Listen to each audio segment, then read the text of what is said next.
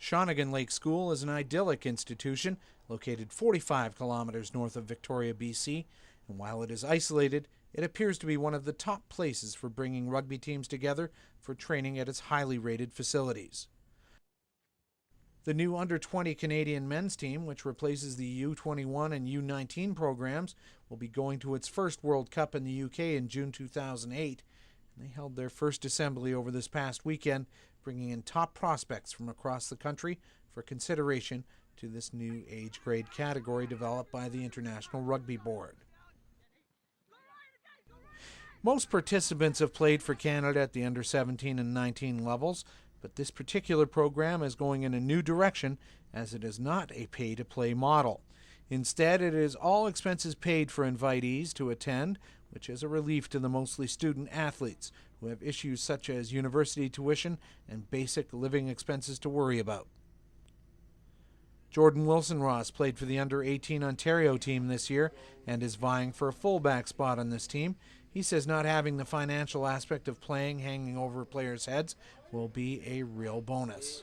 It is. It's better not paying. Well, obviously you don't have to pay to come out here, and it's easy financial for my parents and me, not to worry about money and getting me places to come to camps and stuff. It's a lot easier. Tim Murdy is a coach who has led the under-17 and under-21 Canadian teams, and he echoes the sentiments of Wilson-Ross, noting that now the best possible players will be able to attend and not have to worry about how to make things happen financially. Oh, hopefully that'll be a huge obstacle removed. I mean, I've been involved with the age grade program for a number of years now, and it's always an issue. We've in the past, through various sources, corporate or people that we know within the rugby community, tried to not let people miss out as a result of the financial hardship at times. But it does happen, unfortunately, and some kids just don't put their hand up or step up to the opportunities because of these the pay-to-play model. So, and that's just came with the territory in the past. So this is a huge step forward for rugby in Canada and a huge step forward for the age grade program. Over the course of 3 days, these young men got coached on offensive, defensive, and positional situations, and also got dialed into their weight and nutrition programs. Garrett John, Rugby Canada's high-performance director, addressed the group on Saturday night, telling them what a unique opportunity was before this team. And to qualify for the next World Cup in 2009. That's the standard you've got to keep maintaining.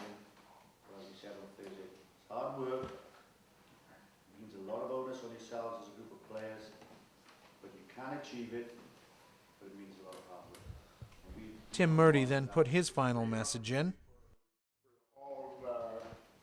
The whole Rugby Canada program, especially this group, but building into 2011. So you guys got to buy into it though. We can set all the plans, we can get funding for you guys, like Garrett's finally done through the IRB and through Rugby Canada and all the partners and that sort of stuff, partnerships that are involved. But you guys are the players. You got to buy into it. You got to put the work in.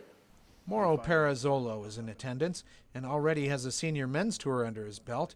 He says that experience is a valuable one to draw on for this camp. Yeah, you get a few guys coming up too, asking, what the atmosphere was like, when I was in New Zealand with the men's team, just the atmosphere with the team and at the stadiums and stuff during games. And, they feed off of it a bit, gets them going, which is good. It's good from there to come here. Harry Jones is a fly half from Vancouver who played on the gold medal winning BC team this past summer.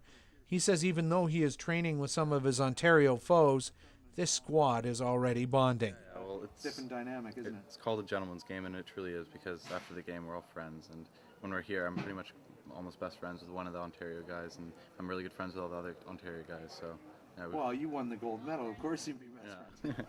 Yeah. And if that isn't enough evidence for you, check Luke Racine banging out a tune at the end of the meeting.